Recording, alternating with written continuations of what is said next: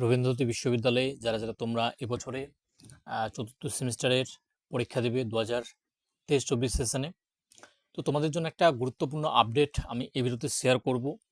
এছাড়াও বেশ কিছু ইম্পর্টেন্ট বিষয় তোমাদের পরীক্ষা রিলেটেড এই ভিডিওতে কথা বলবো। তো প্রত্যেককে বলবো অবশ্যই ভিডিওটিকে শেষ পর্যন্ত দেখবে, এবং ভিডিওটি সম্পর্কে যদি কোনোরূপ কোনো তোমাদের মতামত থাকে তো অবশ্যই তোমাদের জন্য কমেন্ট বক্স খোলা রয়েছে, সেখানে কমেন্ট করবে। আমি চেষ্টা করব তোমাদের সেটা রিপ্লাই দিয়ে তোমাদের হেল্প করার। অ্যান্ড আরেকটা বিষয় বলি, সেটা হচ্ছে যে তোমাদের এটাই লাস্ট সেমিস্টার। তো এতদিন ধরে তোমরা প্রত্যেকেই এই চ্যানেলের পাশে ছিলে, তার জন্য অসংখ্য ধন্যবাদ। এবং আমি তোমাদের কাছে একটা রিকোয়েস্ট করব, যদি তোমরা আমাদের এই চ্যানেলের থেকে কোনোরূপ কোনো হেল্প পেয়ে থাকো, মানে যে কোনোভাবেই যদি হেল্প পেয়ে থাকো, তো সেক্ষেত্রে আমি বলবো আগামীতে যারা ভর্তি হচ্ছে, তোমাদের পরিচিত বা তোমাদের যদি ভাই বোন যারাই ভর্তি হোক না কেন, তাদেরকে অবশ্যই আমাদের চ্যানেল সম্পর্কে জানাবে কতটা তোমরা হেল্পফুল হয়েছো, এবং অবশ্যই কমেন্টেও জানাবে তোমাদের কতটা কি হেল্প করতে পেরেছি আমি, আর সেগুলো অবশ্যই শেয়ার করবে। তোমরাই আমার মোটিভেশন, তোমরা যদি সেই কমেন্টগুলো শেয়ার করো সেক্ষেত্রে আমিও উৎসাহিত হব আরও তোমাদের জন্য অনেক ভিডিও নিয়ে আসা। এবং প্রত্যেকে বলবো, দেখো তোমাদের এখন প্রায় পিজি এই সেমিস্টার থেকে কমপ্লিট, তারপরে তোমরা এরপরে হয়তো নেট সেট দিতে পারো, অথবা কম্পিটিটিভের জন্য অনেকে খাটছো। তো সেক্ষেত্রে আমি চেষ্টা করি যতটা সময় পাই সেই অনুযায়ী তোমাদের বিভিন্ন কম্পিটিটিভের ক্লাসেসও দেওয়ার চেষ্টা করি, আর সেটা ম্যাথ হোক, জিকের ক্লাসেস হোক। তো তোমরা সেগুলো দেখতে পারো, আমাদের চ্যানেলের সঙ্গে জুড়ে থাকতে পারো, এটুকুই আমি বলতে পারি। তো অনেক কথাই বললাম, এবারে আমি আসি তোমাদের আপডেটে। দেখো প্রথম যে আপডেট সেটা হচ্ছে তোমাদের যে স্পেশাল পেপার বলতে পারো বা ডিসার্টেশন পেপার প্রায় অনেক বিষয়তেই রয়েছে। আমি যতদূর জানি বাংলা বিষয় রয়েছে, তারপর আই থিঙ্ক ইংরেজি বিষয়ও রয়েছে। তোমরা জানাবে, তোমরা বুঝতে পারছো যাদের যাদের রয়েছে ডিসার্টেশন পেপার, বা যেটাকে বাংলায় বলা হচ্ছে গবেষণামূলক প্রবন্ধ। তো এই পেপারটি তোমাদের কিন্তু জমা দেওয়ার একটা লাস্ট ডেট কিন্তু ইউনিভার্সিটির তরফ থেকে নোটিশের মাধ্যমে জানানো হয়েছে, যেটা হচ্ছে তোমাদের আমি নোটিশটা দিয়ে দেবো অন স্ক্রিনে, ঠিক আছে? যেখানে ডেট তোমাদের বলা হচ্ছে আগামী 25 তারিখ, 25শে নভেম্বর।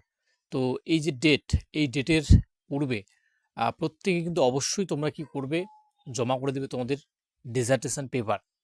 তবে এখানে আমি বলে দিই কিছু বিষয় এখানে, সেটা হচ্ছে যে দেখো, যারা মেন ক্যাম্পাসে মানে ভর্তি হয়েছ, তো তারা তো মেন ক্যাম্পাসে দিবে জমা।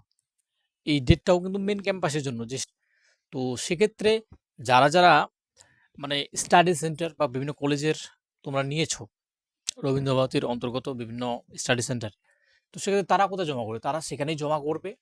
তবে মাথায় রাখবে সেখানে কিন্তু আলাদাভাবে কিন্তু কলেজ থেকে বা স্টাডি সেন্টারগুলোতে কিন্তু ডেট দেওয়া হয়, তো সেই ডেটের মধ্যেই দেওয়ার চেষ্টা করো। আমার কাছে যারা পড়তো, আমি অনেক মানে যারা পড়তো তাদের মধ্যে অধিকাংশ কিন্তু অলরেডি জমা করেছে আমি যতদূর শুনলাম। তো যারা এখনও জমা করোনি প্রত্যেকে কী করবে, জমা করে দেবে। তার কারণ দেখো, তোমরা সেখানে জমা করবে, আবার ওনারা কী করবেন, সেটা ইউনিভার্সিটি থেকে পাঠাবেন। তাহলে সেখানে পাঠাবে, তো সেটা তো একটা সমস্যা, কিন্তু মানে সময় কিন্তু লাগবে, ঠিক আছে? তো যদি তাড়াতাড়ি তোমরা জমা দাও, তো তাড়াতাড়ি তোমাদের সেটা পৌঁছে যাবে। এবং মার্কস যে মানে ডিস্ট্রিবিউশন বা যে মার্কসটা তোমাদের 40 মার্কস রয়েছে সেখানে পেপারটার জন্য, তো সেটা কিন্তু তোমাদের কিন্তু মানে তোমরা এই স্টাডি সেন্টার থেকে দেবে না, যেমনটা হচ্ছে ইন্টারনাল অ্যাসেসমেন্টের ক্ষেত্রে দেয়। সেটা কিন্তু তোমাদের ইউনিভার্সিটির মাধ্যমেই কিন্তু তোমরা পাবে, মানে ইউনিভার্সিটি থেকেই সেটা কিন্তু তোমাদের প্রোভাইড করা হবে। তো ভালোভাবে লিখবে, ভালোভাবে যদি লেখো, তো 40-এর মধ্যে তোমরা কিন্তু 35 আরামসে ইজিলি কিন্তু ক্যারি করতে পারবে প্রত্যেকে। আর ওখানে 10-এর মধ্যে 10ই তোমরা পাবে, তো 45+ কিন্তু তোমরা কিন্তু স্কোর পাবে। এবার এখানে অনেকের ডাউট একটা ছিল, সেটা হচ্ছে যে এই যে পেপারটা তোমরা ফর্ম ফিল আপ করছো, অনেকে ফর্ম ফিল আপ তোমাদের চলছিল, আমার ডেটটা ঠিক মনে পড়ছে না, লাস্ট ডেট আই থিঙ্ক কত তারিখে ছিল, 12 তারিখ কি এরকম, আমার ঠিক মনে পড়ছে না। তো তোমরা সেটা দেখে নেবে, সেই অনুযায়ী ফর্ম ফিল আপটা করে নেবে। তো সেখানে কিন্তু 4টা পেপার দেখাচ্ছে প্রত্যেকেরই। তো আমি পূর্বেও বলেছি তোমাদের পরীক্ষা কিন্তু 4টা পেপারেরই হবে। এই যে এটা জমা দিচ্ছ, এটা কিন্তু পরীক্ষায় তোমাদের হয়ে যাচ্ছে, ঠিক আছে? 4000 কি এরকম একটা ওয়ার্ডে তোমাদের লিখতে হয়। তো এটা কিন্তু তোমাদের পরীক্ষা হয়ে যাচ্ছে, এটা কিন্তু আলাদাভাবে কিন্তু কোনো পরীক্ষা কিন্তু আর নেবে না, ঠিক আছে? যেহেতু এটা পরীক্ষা হয়ে যাচ্ছে তোমাদের, তো ভালোভাবে লিখো, তাহলে কিন্তু তোমাদের এটা কিন্তু ভালো একটা মার্কস তোমরা পাবে। আর যাদের দেখো, তোমাদের যাদের মার্কস কম রয়েছে, কম পার্সেন্টেজ রয়েছে পূর্বে, আমি প্রত্যেককে বলবো 60% রাখার চেষ্টা করো। তার কারণ এখন দেখছো যে তোমাদের এসএলএসটি যে পরীক্ষাটা হয়, যদিও সেটা হয় না বললেই চলে, কিন্তু যদি ভবিষ্যতে ঠিক হয় তো সেই আশা নিয়ে তোমরা পড়াশোনাটা করছো। তো সেক্ষেত্রে কিন্তু তোমাদের কিন্তু যে নোটিফিকেশন, আমি যতদূর আমার মনে পড়ছে যে সেখানে কিন্তু 60% পেলে কিন্তু তোমরা যে একটা মানে এডুকেশনের উপরে যে মানে কোয়ালিফিকেশনের উপরে যে একটা মার্কস থাকে, গ্র্যাজুয়েশন হোক বা আগে যেমন তোমাদের মাধ্যমিক উচ্চ মাধ্যমিক ছিল, সেটা কিন্তু এখন কিন্তু বর্তমানে নেই। সেটা গ্র্যাজুয়েশন এখন কিন্তু, আর পোস্ট গ্র্যাজুয়েশন এই দুটো কিন্তু করা হয়েছে।